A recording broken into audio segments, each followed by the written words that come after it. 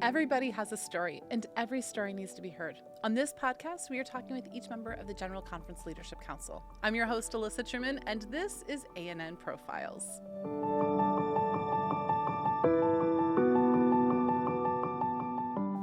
Today, I'm here with Karen Porter. She serves as an Associate Secretary of the General Conference.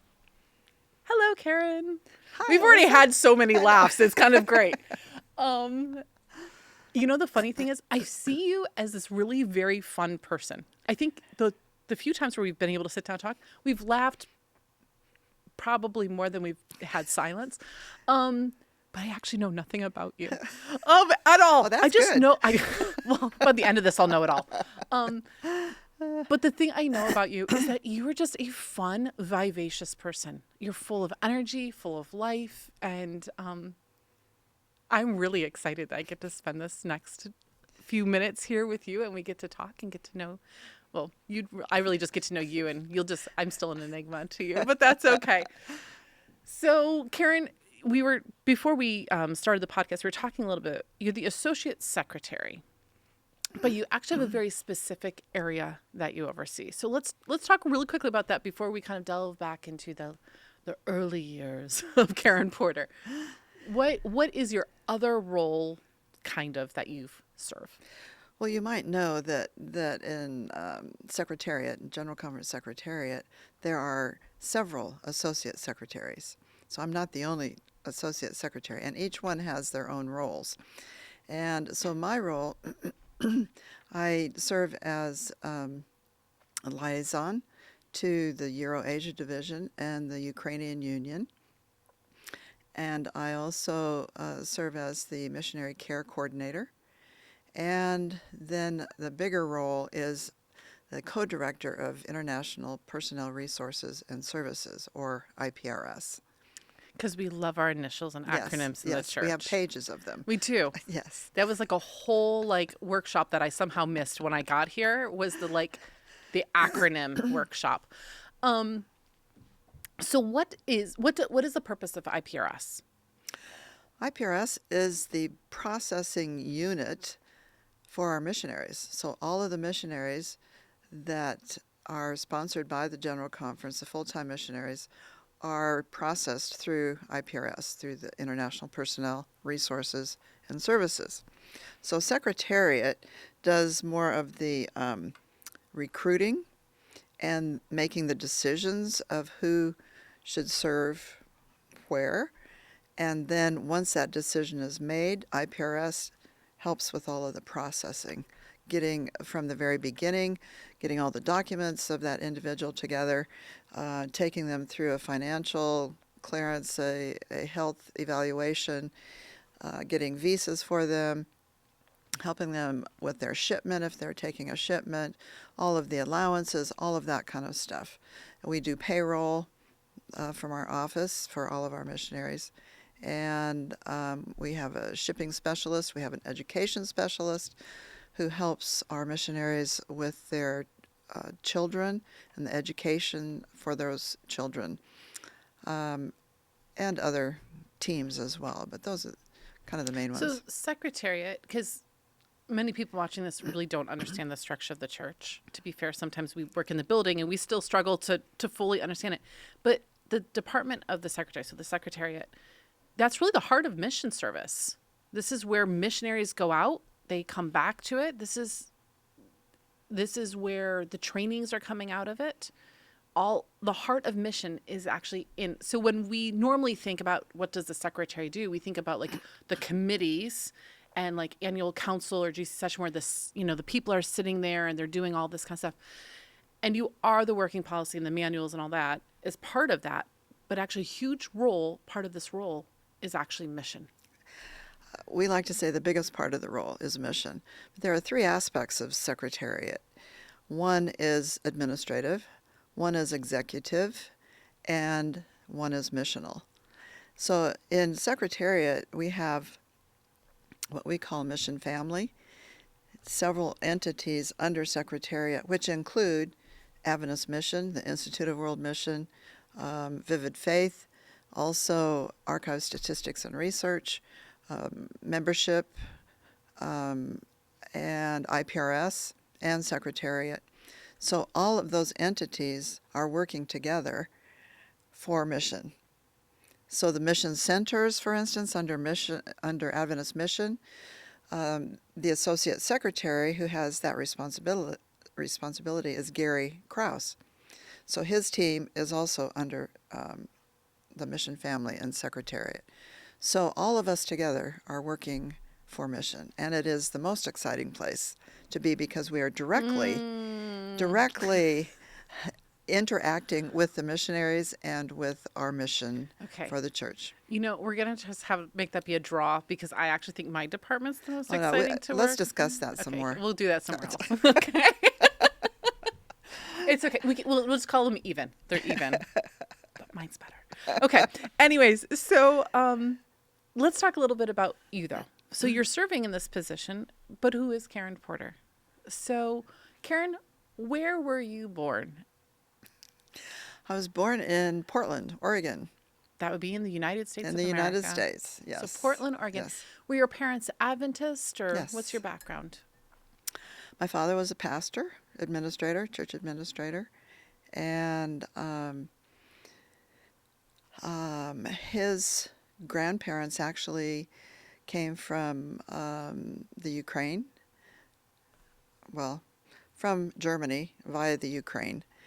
And when things got tough there, they immigrated to the U.S. And so his family became Adventist there in Ukraine. Okay. So we have a history of Adventism, of course, but my dad worked in the Oregon Conference and then in the Minnesota Conference and then back in the Northern California Conference before he retired. He stayed in all the cold parts of America. Yep. That's what I'm hearing. Yeah. I'm like, snow.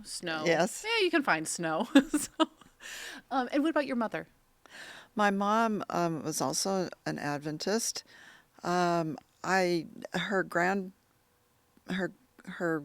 father and grandparents were Adventists as well. But my grandfather on her side was a country veterinarian in South Dakota. And I say that's where I get my love of animals from. All right, so which animals do we love the most? Oh, it depends on which ones you have. Okay.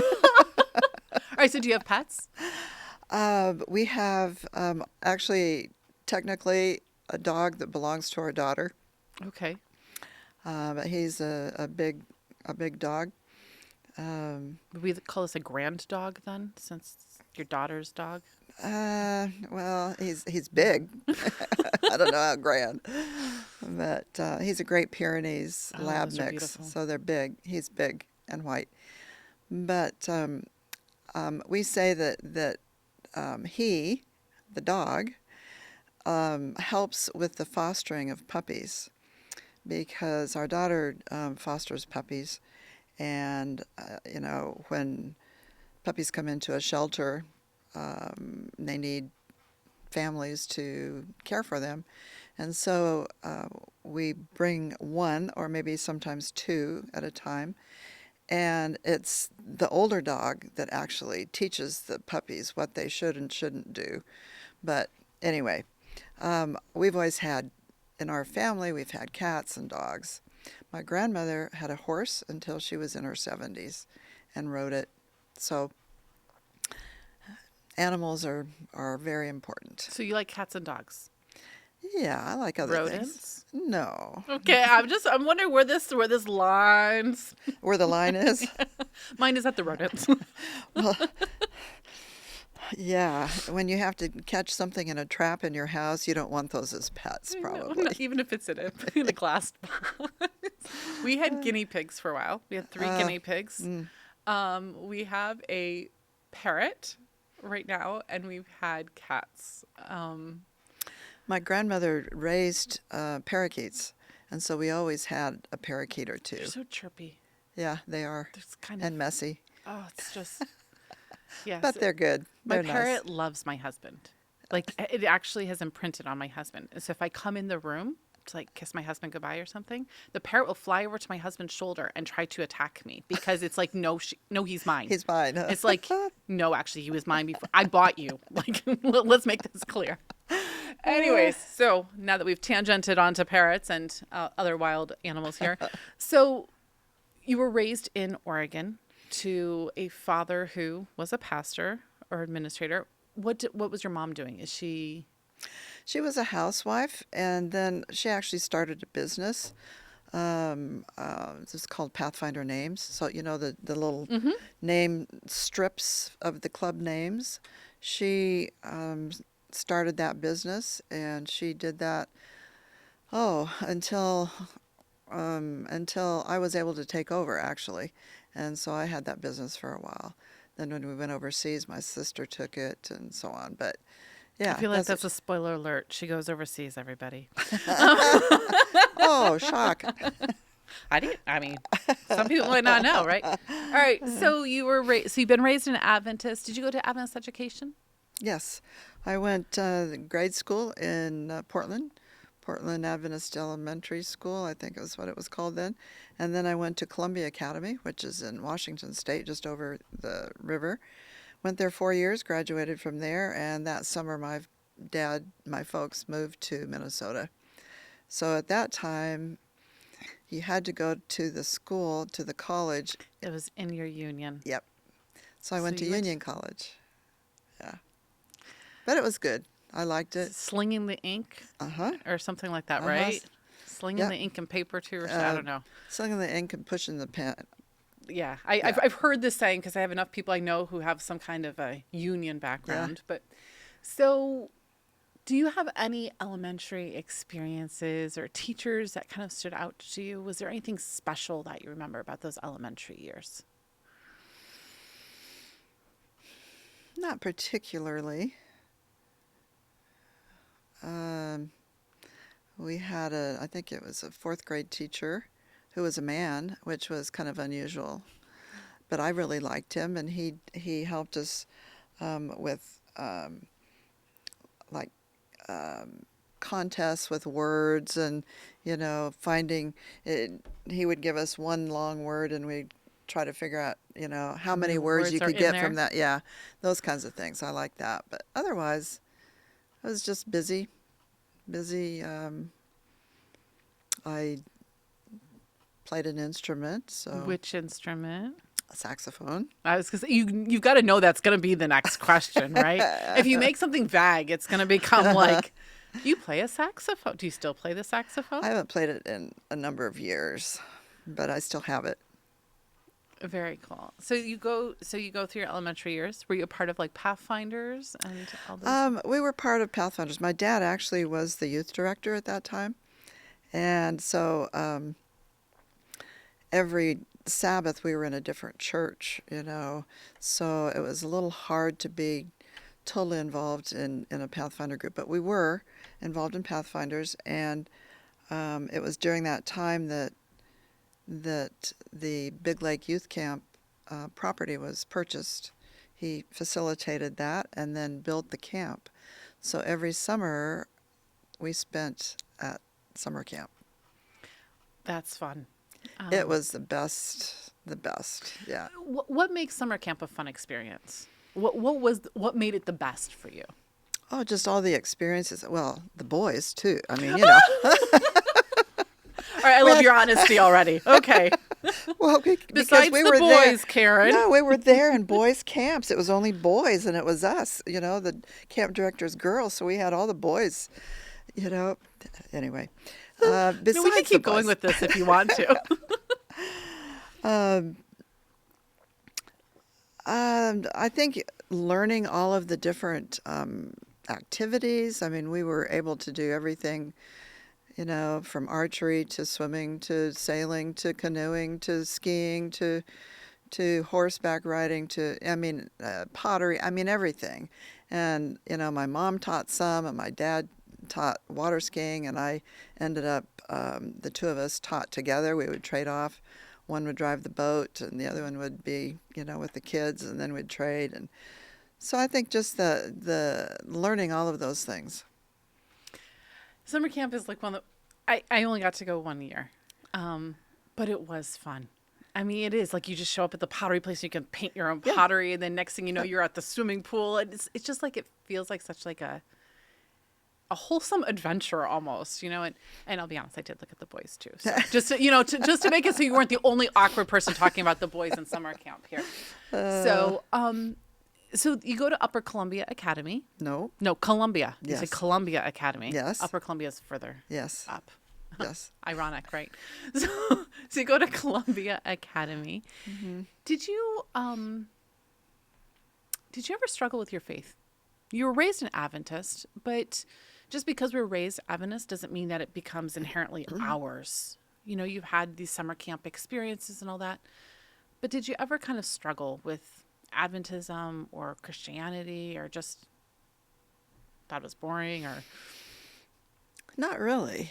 I think, as a family, being involved all the time in church and church activities and fun church activities, not just boring, you have to go and do this kind of thing. That's one thing I think that I really appreciate about my parents is they always made things fun. So we had a trailer that every weekend, we were off to a different place in the conference, but we all went together, and we had this trailer that we stayed in Friday night, Sabbath night, would come home Sunday. But it was always at some interesting place, the beach or the mountains or something. And it was always a fun experience, but one of faith as well. So it was a combination, and I think that's one thing that we have taken into our family now with our kids is, life is busy, life is a chore sometimes, but let's have fun. Let's be together as a family and do fun things together.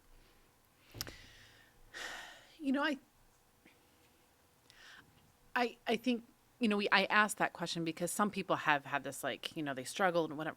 I think for a lot of us, there wasn't that. And so sometimes we think, we don't really have a testimony or whatever. But actually ours is a testimony of faithfulness.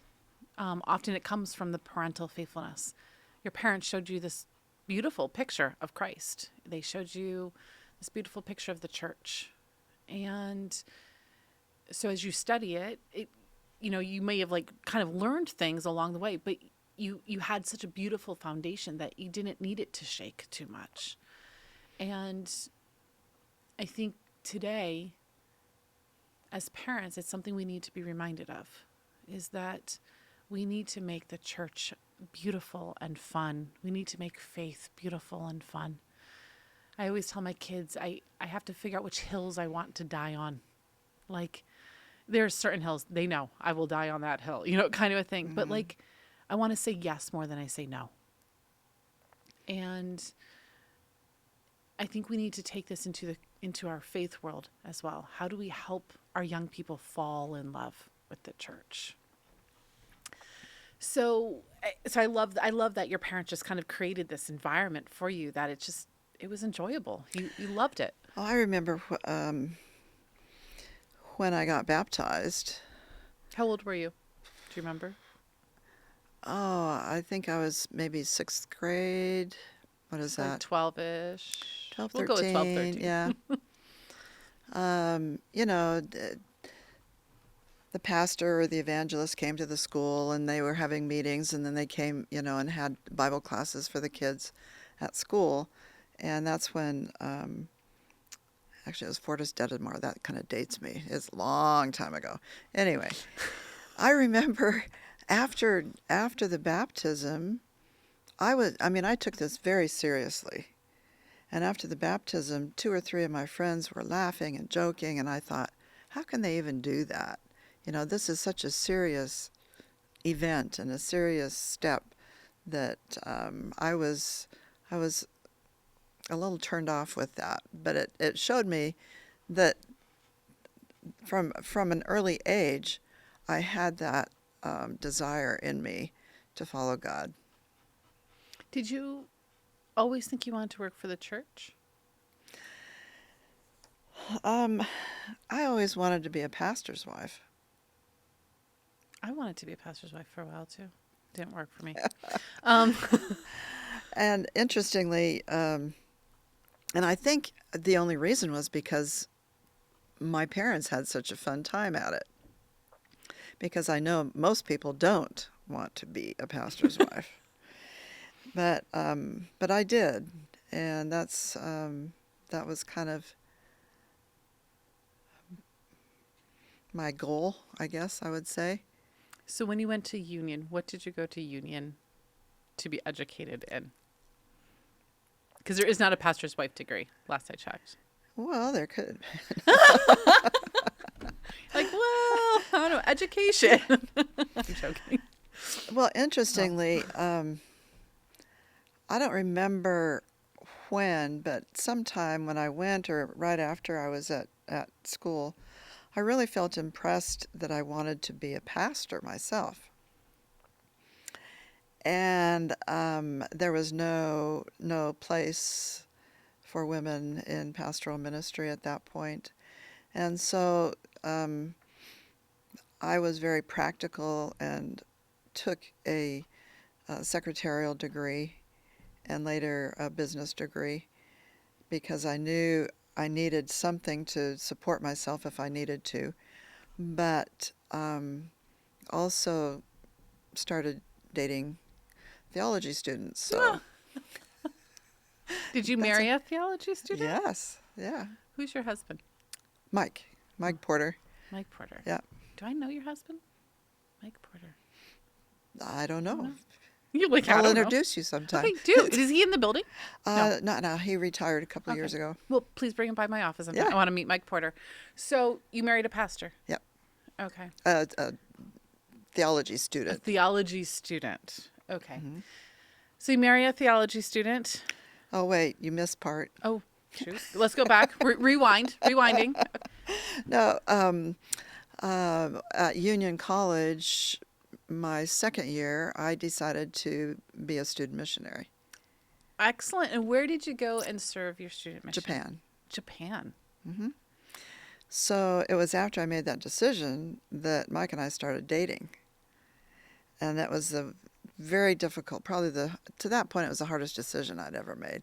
Whether to continue where I thought God was leading me or to change my plans to make sure that, this relationship with Mike would continue. So in the end, I chose to go to Japan. And we dated 3 months before I went. And then the whole year that I was there, we dated by aerograms and cassette tapes. It was too expensive to call. I think maybe one time or maybe twice we were able to talk. But he came to Japan for Christmas. He came to Japan? And during Christmas vacation, he asked me to marry him. Wait a minute. Okay. I'm gonna play this back. We yeah. we rewound You that heard a few more. right. Yes. You heard right. You dated for 3 months. Yep. And then you went off. Mm-hmm. And I'm gonna guess you go off in like August or September. Mm-hmm. And in December, which I was just oohing and eyeing that he came over. So this is like 7-8 months. Mm-hmm. Excellent. Did we say yes? Did I say yes? Yes. Yes. I'm just making sure because I mean Yes. maybe you could have said no now and then you came No, back. I knew it. So I knew. When you know, you know. I do know because I knew Yeah. very quickly Yeah. with mine. So how long have you been married? Okay. 49 years. Oh. Next year will be 50. Okay. So, all right. So we're going to kind of stop the little life story a little bit here. This is the commercial break. What are the secrets, Karen? Secrets. The world is not easy. Ministry is not easy. No. Serving in the church is not necessarily easy. But the world is just not easy. How do you make 50 years?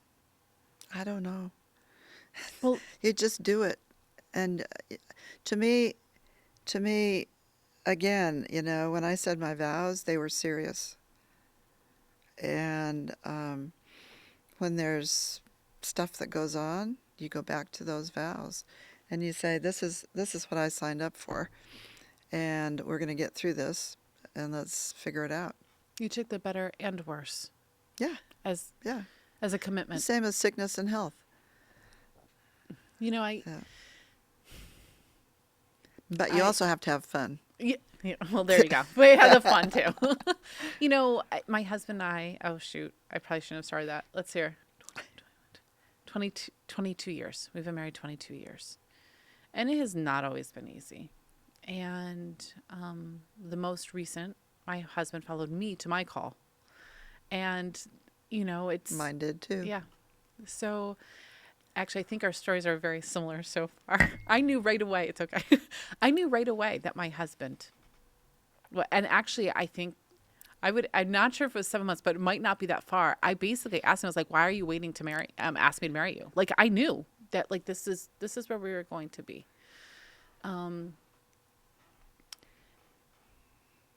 But you're right. It's going back to it's a commitment.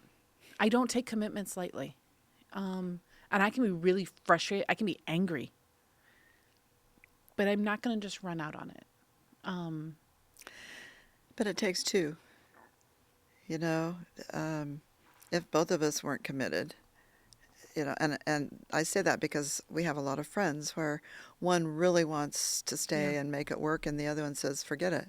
So, you know, it's not a simple thing. No. It's not a simple thing. It's actually a daily decision. And sometimes hourly. And depending on what's going on, it might be a minute. But it's a daily decision that I'm committed. And it's not an easy decision. But I found it to be worthwhile. And it seems like you have too after almost 50 years. Yep. So you come back from Japan as an engaged woman. Mm-hmm. Were there any special memories that you had while you were over in Japan? What were you doing while you were there? Teaching English. Okay. Special memories. The biggest memory was Mike coming over. You're like, the engagement kind of trumps it all. Yeah. But no, there were several. You know, we taught English, but we also taught Bible classes, and so some of those people were eventually baptized, and some of the students were baptized, and to me that was really special, and still have a very, very soft place in my heart for Japan to this day. And the mission project that's going on there now, I've been, you know, following it, been involved in it, you know. So it's some of those early experiences stay with you your whole life. So you come back, you finished your degree in business. Yes? No. No? Okay, I wasn't sure. I was all right. So you get married Yes. to Mike. What Yeah. does Mike do? He has a theology degree. Does he become a pastor? Well, when I came back, while I was away, his parents moved from Iowa, where they were working, to Tennessee. And so that meant he had to go to Southern. Oh. So when I came back, I went to Southern. So it set me back a little bit, but I actually finished an associate degree at that point, and then years later went back and got a business degree. So and we both finished at the same time. And as soon as, we had decided that we didn't know where we should go. You know, how do you know where you're supposed to go? So we had agreed that the first official call that we got, we were going to accept. We weren't going to be playing this game of, let's see if this, you know, conference is going to call us. So, that one, we have one, but let's wait. We just said the first one we're going to accept. So we did, and it was to North Dakota. Another cold place. Karen, do we ever go anywhere warm? Yeah. Is there sure we can navigate warm? Okay, good. Yeah. Because right now I just feel like putting on a parka, like a jacket. Like it's cold. Everywhere you go is cold. But that prepared us for where we were going in the future. I feel like this is that spoiler alert we were talking about earlier. Okay, so one of them. one of the spoilers. Okay, so you go to North Dakota. Yes. you serve? We were there, how long were we there? 4 or 5 years, I guess. And Mike went to Andrews while we were there and got his master's degree. And then we went to Northern California for a few years, pastoring in Angels Camp area and also Auburn, Okay. which was near Weimar. So we were involved a little bit. Mike was teaching some classes up there. And the kids came down to our church, the Auburn church, so that was fun. And it was from there that we went overseas. All right. So before we say where you go overseas, what makes someone decide, I want to go and serve overseas? What was going on in your and Mike's mind that thought, overseas sounds like a really fun option? Well, for me, I can't speak for him because he claims it was more me, but I don't know. But anyway, it was both of us. But I think growing up, listening to mission stories, having that implanted in you from an early age, hearing about, the Luzero, the stalls on the Luzero boat in the Amazon, or all of the missionary stories. It helps you to want to share the gospel wherever. But I think there's also, you have to have some adventuresome spirit to be able to survive in some of these places, and you have to be willing to give up everything that you know is familiar and go to some weird and strange place. And I don't know, it's just kind of the whole thing all put together, I guess. All right. So do you look for a call? Like, do you and Mike decide, okay, we like the idea of working overseas. Do you go and look for a call? Do they come find you? How did that work? Well, we had submitted our application to the General Conference. To someone like you. To someone like me. And evidently it just got put aside, and Mike is a pilot, among other things, and so he was thinking, South America, mission pilot, but that never worked out. He's used his flying in mission in other ways, but not as a mission pilot. So we had, I don't know how long our application was at the General Conference. Nothing happened. You need more experience, or you need, we don't need just pastors. We need, whatever. So actually we but we saw and talked with Ralph Watts, who was the ADRA director at that time. And Mike just casually said, does ADRA have any need of people like this anymore, anywhere in the world? And he said, yeah. And a few months later, we had this call. And where did you go? We went to Sri Lanka, the tropics. Yay! It's hot. Really hot. Really hot. Very hot, yeah. So you served for ADRA in Sri Lanka. Yes. What did you do? Now, was a call for both of you to go, or was it a call for Mike? How does that kind of work? It was a call for Mike with an assignment for me, and I was working part-time for ADRA, 50% with ADRA, helping to write proposals and all that ADRA does, and then 50% I was working with the women's ministries, children's ministries, and the spouses, shepherdess for the Sri Lanka Union.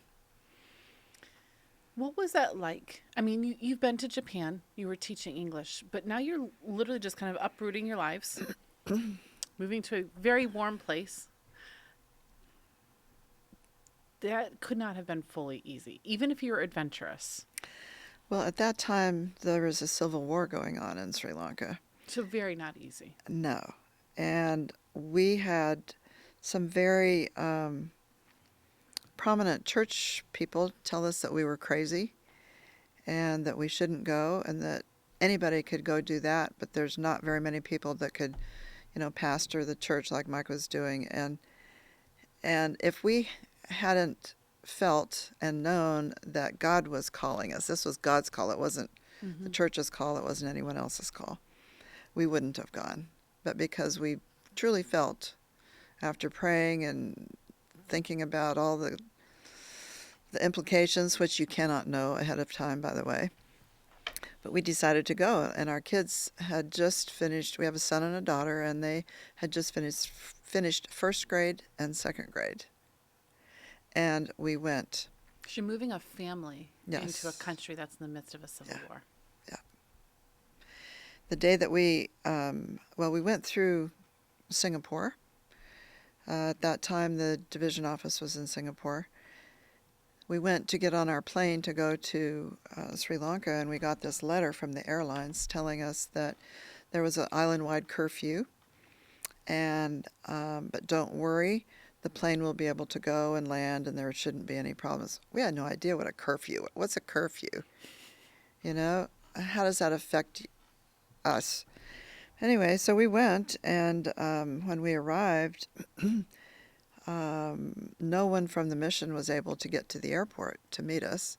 They had sent a message, take a taxi and come to the office.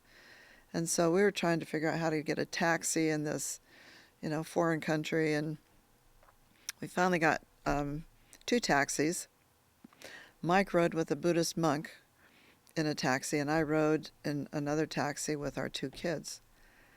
And after traveling to the office and going through, I've forgotten if it was like 12 or 14 checkpoints, military checkpoints, with men with guns around their shoulders pointing them at us, I wondered what we were doing there.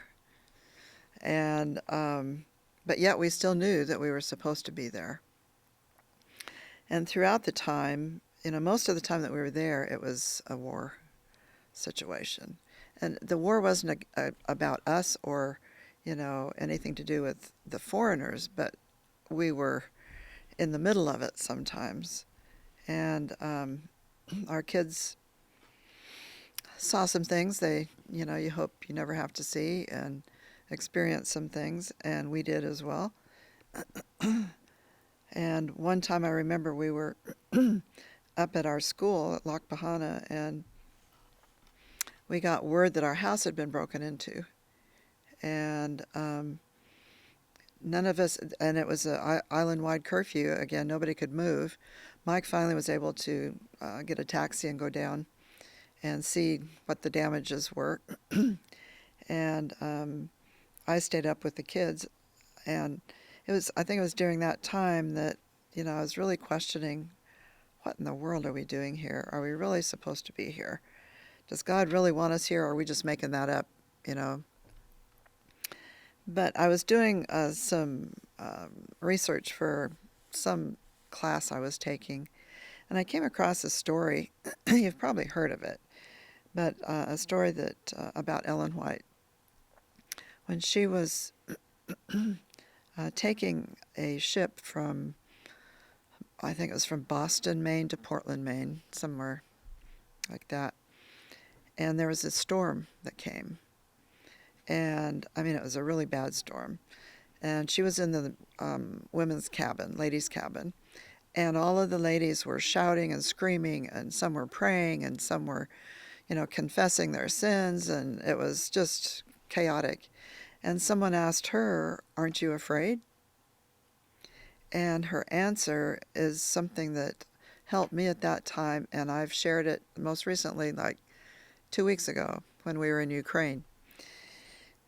But her answer was, "If my work on earth is finished, there's no better place to lie than in the bottom of the sea. If my work on earth is not finished, there's no power on earth that can harm me."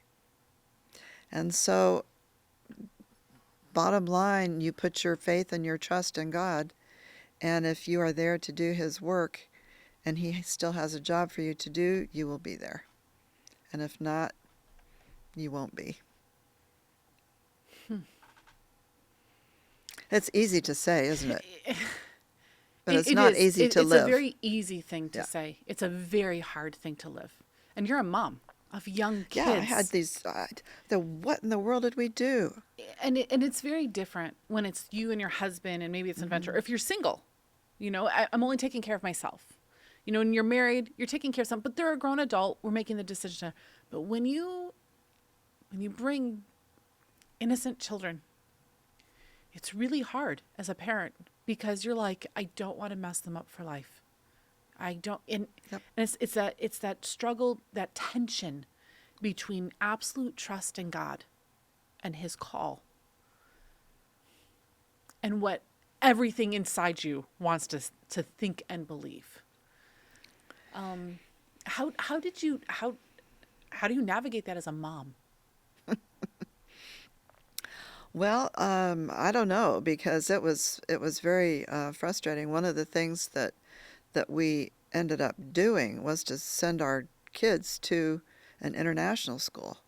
Well, both Mike and I grew up in Adventist schools, and we were never going to send our kids to any other kind of school. So that was the first thing. What do you do? Okay, I could teach them at home. They may not still be living after me, but Like, this might not end well. it just wasn't me. It wasn't for me. And so what we decided to do is we sent them to the best school that we could find for them, and it was an international school. And then we supplemented with Bible at home. We got the curriculum they were using here at the time, and we did Bible at home. How long did you serve in Sri Lanka? We were there 5 years. 5 years. And it was the silverware for most of this. Yeah. Okay. Where do you go after Sri Lanka? This is fun. I love your responses. You just giggle. Like, you ready for this? All right, where do we go? Russia. Another very easy country. I can see we don't like challenges or adventures at all. Well, but let me tell you how we got there. Because it was nothing to do with us. Nothing. So in Sri Lanka, at that time, if you wanted to watch a video, you had to go to the video store and get a cassette and plug it in your player and all of that. So Mike was at this video store, and he was looking at videos, and he had one in his hand, and he didn't even know what it was. But this younger lady came in, and she asked the shopkeeper, "Do you have this video?" And it was the one that Mike had in his hand. And Mike said, "Well, here, you can have it. I mean, I'm not planning to take this anyway." "Oh, no, we can't do it." Anyway, she ended up talking quite a while with Mike, and she invited us to come over to their house, for a meal. And Mike told her, we kind of have a strange diet, and all of that. "Oh, no, I cook vegetarian very well." Well, it turned out to be the wife of the Soviet news agency TASS person assigned in Sri Lanka. What's TASS? It's the Soviet news agency. Oh, okay, sorry. It's TASS. Okay, Yeah. sorry. Yeah. Another acronym. Yeah. And so we became friends with them, and we had a nice relationship. I believe the man was an agnostic. His wife was a Orthodox Catholic kind of believer. And so we had this interesting relationship. And on one of our furloughs, annual leaves, there were furloughs then, we decided to go and visit them in Russia. Now, we have to say, I have to back up a minute. So when communism fell, the head office in Moscow sent a notice out to their news agencies around the world, sell all of the office equipment and everything, and within a couple of weeks you need to be back in Moscow or we're not going to pay your way home. And so that's what they were doing. They were selling, everything that they had. And one of the things that they had was a car, a nice Toyota newer car. And so we ended up buying that car from them, which is a whole nother story. But so they invited us to come and visit them after they went back to Russia. And so we did. And we ended up staying with them in their small apartment. The four of us, I think, shared one room, and we walked all over Moscow. And while we were there, we said, well, we need to make a connection with the church. Just let them know that we're here, and so on. So Mike reached out to the ADRA director, and so they met up, and that was it. And we went on our furlough, and about a few months later, we got a call to go to the Euro-Asia division for Mike to work with ADRA. And I started my work in secretariat there. Okay. So he had the privilege of opening all of the ADRA offices, like in all the stans in Armenia, Georgia, Azerbaijan, all of the countries, Russia itself, and Ukraine, and just starting the ADRA work after the fall of communism. Very interesting. And you start in secretariat. I started in secretariat. So what did you start doing? I was the administrative assistant in secretariat, and they had one person in the office that could speak Russian, and they worked in Russian. And then they had me, and one of my main responsibilities was taking minutes in English, so that we had the English medium, and we could share it with the general conference and so on. So that's what I did. We set up the office. We set up the archives, the actual filing system, everything, because it was a brand new office. Because the division's new. Yes? It No? was reconstituted. Okay. Because during communism it couldn't Yeah. function openly, but it was functioning. They had their system in place, but this was the reconstituted office, in Moscow. So how many years were you guys in Moscow? Just under 4. Okay, and you served as the assistant Yes. in secretariat Yes. during that time. Yeah. And then where do you go after this? We came here. To the GC? Uh-huh. Oh, okay. Well, that was a quick tour of the world. When we were in Russia, our son had finished 8th grade in Sri Lanka. Okay. And so now he's in 9th grade. But he was doing home study, and we had a little school there for all the missionary kids in Moscow. And they brought a teacher just for the kids. And so he would go to school and do his 9th grade work, but with the younger kids. So he was like the big brother to everybody. But after the first year, we had a mission trip group that came from Highland View Academy, and he joined that mission trip group. I forgot where they went, if they went to Moldova or somewhere. I think it was Moldova. At the end of that, he said, "Mom, Dad, I think I want to go home to Academy." And we said, "No." That's so far away. I swore I would never send my kids home without us, because I'd seen too many kids get messed up. And yet we did. So at that time we said, okay, so he went home that year. And the next year, our daughter went home, Sarah went home. And so we sat down and we said, look, we can get a job anywhere, but you guys are the most important to us. So if you feel like we need to be home for you guys, we'll be home in an instant. And Andrew said, no, don't come home, because I still want to travel, to see you wherever you are. And Sarah said the same. But after a couple of years, it was mainly Sarah that said, yeah, I think it's time for you to come home. And so we came home. That's why we came home. So we came here. Mike came to ADRA International, and I came to Secretariat. What was your first role in Secretariat here at the GC? The executive assistant for the secretary of the General Conference. Who was the secretary at that time? G. Ralph Thompson. Okay. And then later, Matthew Bediaco. Okay. So you serve as their administrative assistant, executive assistant. How does the transition start?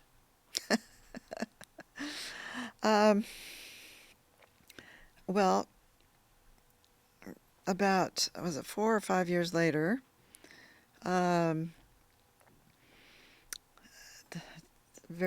another interesting story, nothing that we asked for, but Mike was asked to be the Middle East Union president. So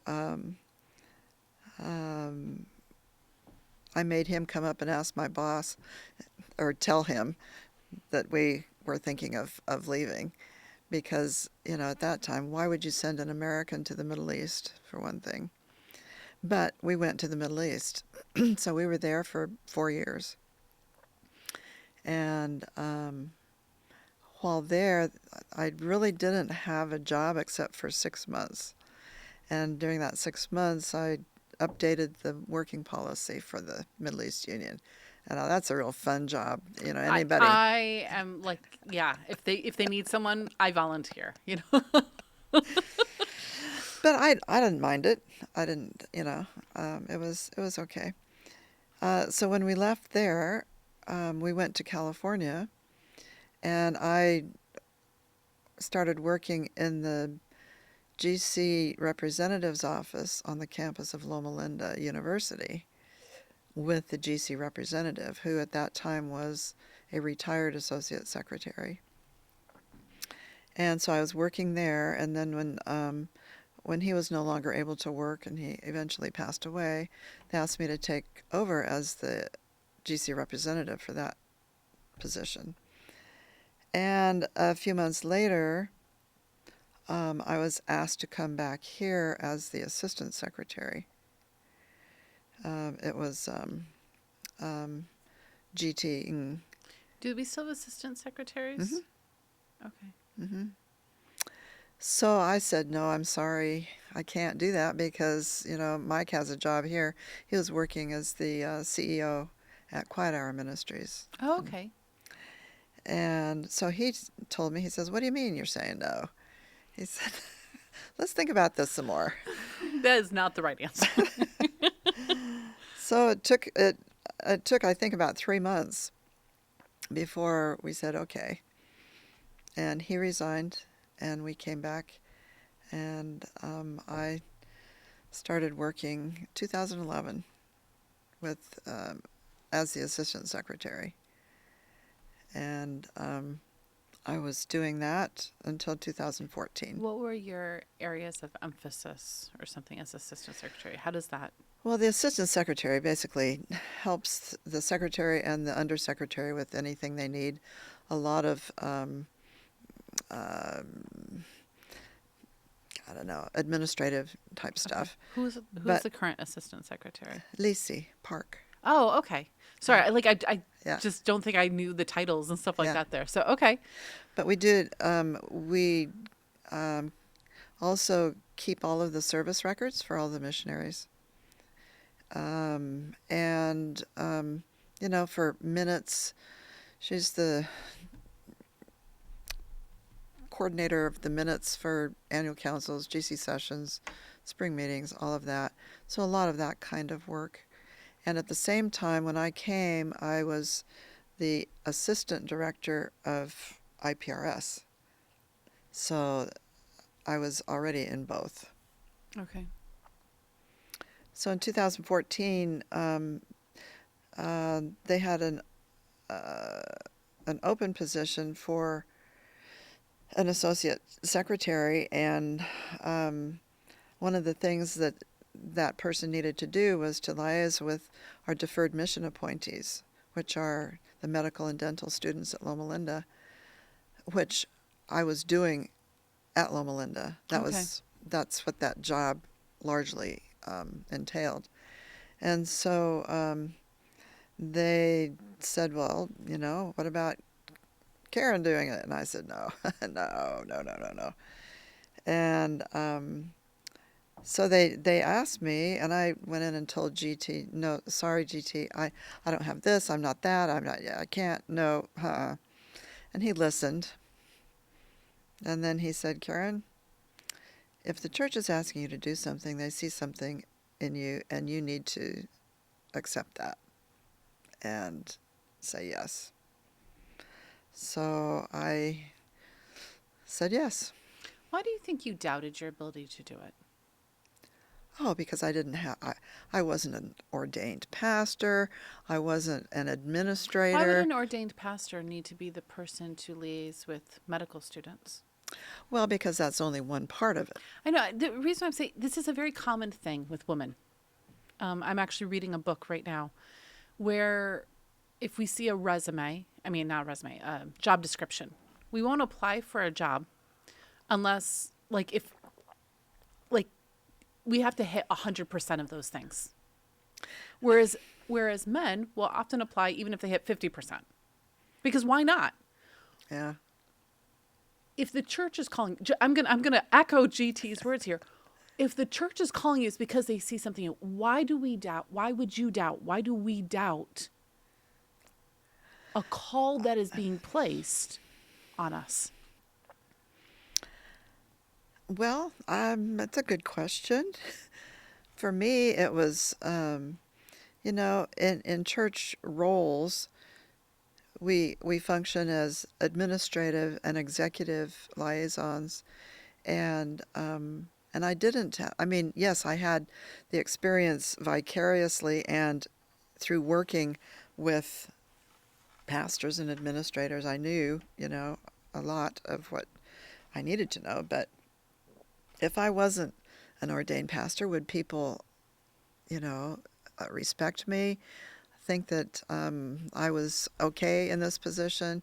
If I didn't have the advanced degrees, it was just more of my insecurities than And that's what I'm coming anything. to. Yeah. We struggle with our own insecurities. And the interesting thing is that God had placed you multiple times in your life in the right places to learn the very things he wanted for you to serve in the role you're in.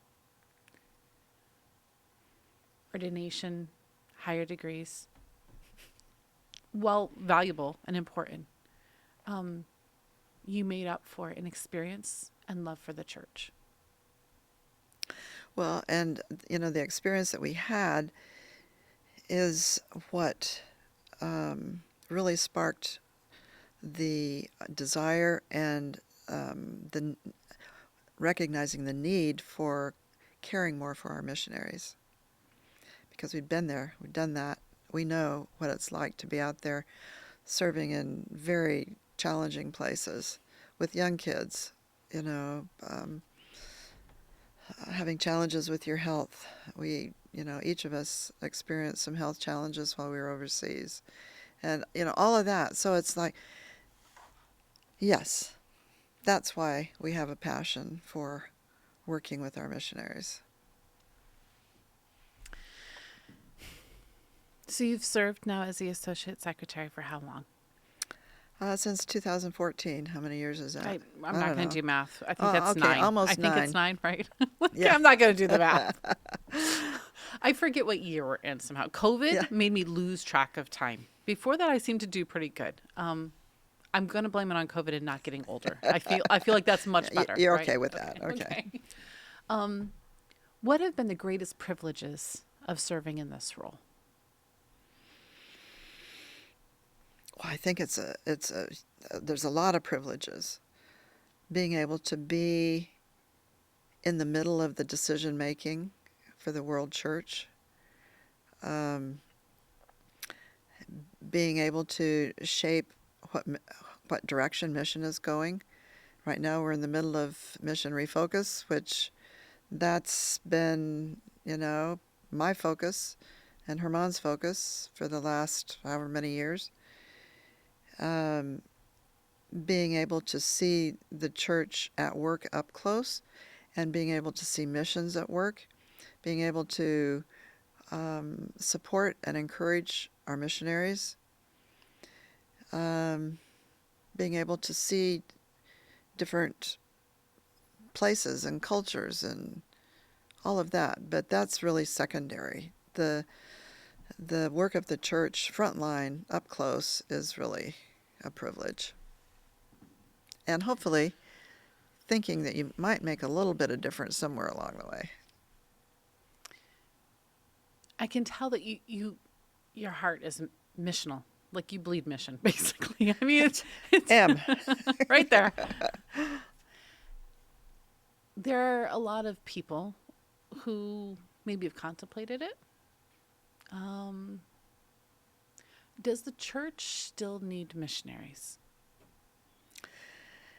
Everyone is a missionary, first of all. Whether you are a foreign missionary or a home missionary, you are a missionary if you are part of God's church. If you are a Christian, you better be a missionary. So that, to answer your question, I can be a missionary, and I should be, in my community where I live here.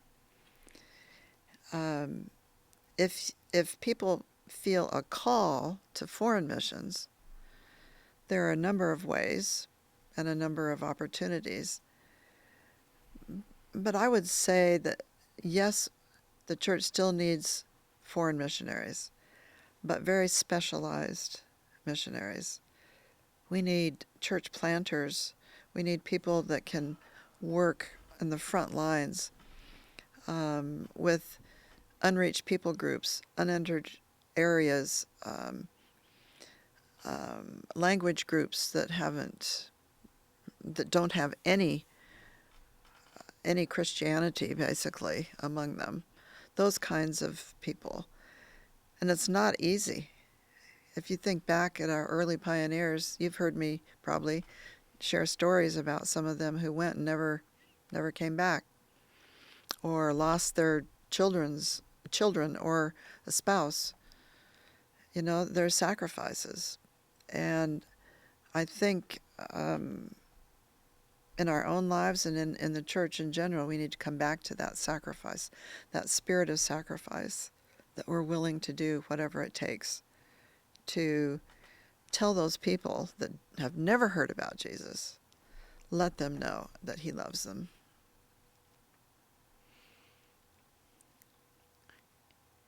If there is somebody who feels that call, the sacrificial, missional heart of service, what do they do? The first thing is to pray, because God will answer that prayer no matter where you are or what you're doing. He will work it out.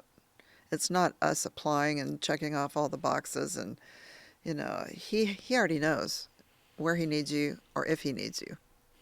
So pray, be open, explore opportunities. You can look at Vivid Faith website. That's where the opportunities are listed for the regular ISE missionaries. There are different kinds of missionaries. If you don't need a whole lot of support, which some people don't, you could go as a tent maker, live in another country, be hired by an outside company of some sort, and yet be missional in sharing Jesus with your workers, with creating a Bible study group or whatever. So there are a lot of different ways, and there's not just one main way, but I think the greatest thing is to be open to where God leads you. If you could, when you look back at your life, if there was one thing that you wish, a legacy of sorts, not that we're at the legacy stage, but if you were looking back, what would it be that you would say? A legacy, or what would you want to pass on to people? What has been the thing that you hope that you have changed, that you've made a difference?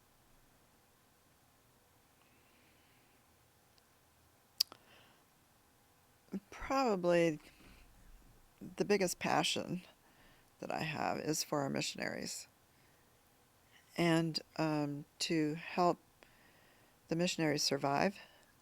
We do great. We, send them to Mission Institute and they learn all about cross-cultural work and all of that. But the ongoing care and support, having someone there when they're isolated and they don't have anybody to talk to, having resources for them if they feel they need a counselor or a medical situation, whatever it is, to have those resources available. And we have so many more opportunities now because we have online resources. You can, go to your computer and go to a website and see whatever might need, whatever you need. But to have those available, but also to help the administrators where that missionary is working understand the viewpoint from a missionary's standpoint and be able to support and help them. One of the things we've been doing is having spiritual retreats for our missionaries in different divisions. And the reaction, the second retreat we had, I'll never forget, we required the division secretary, associates, some from Treasury to be there. And at the end, they looked at us and said, we had no idea what the missionaries are experiencing and what they're going through, the challenges that they're facing. They went back and created a missionary care team at the division. And that was before COVID. And all through COVID, every week, they had an online meeting with the missionaries to support them through, all of whatever all of us were going through, but particularly missionaries who are away from home, experiencing sickness and sometimes even death because of that. So it's that kind of thing, that kind of not just spiritual support, but also any kind of support that they might need, physical, pastoral, emotional, whatever. Mm-hmm. Thank you so much for coming, Karen. There's so much about your story that resonates with me. Someday people may hear my story. They get bits and pieces generally through the conversations. But there's so much that I see in our lives that have so many similarities. And now I understand why I gravitate towards you. You have a beautiful heart that is so missional. And I just want to thank you so much for your service to the church, for how you continue to inspire the next generations of missionaries, and that you use your own experiences to try to make it better for them in the field that they are at.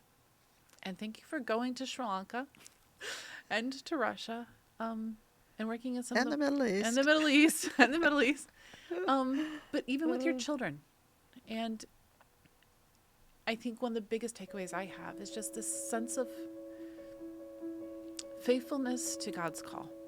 That's what I've heard from you today, is the faithfulness to God's call, whether it be in marriage or to an actual job and position, and to not doubt when people call us. God has seen something within us. They have seen something within us.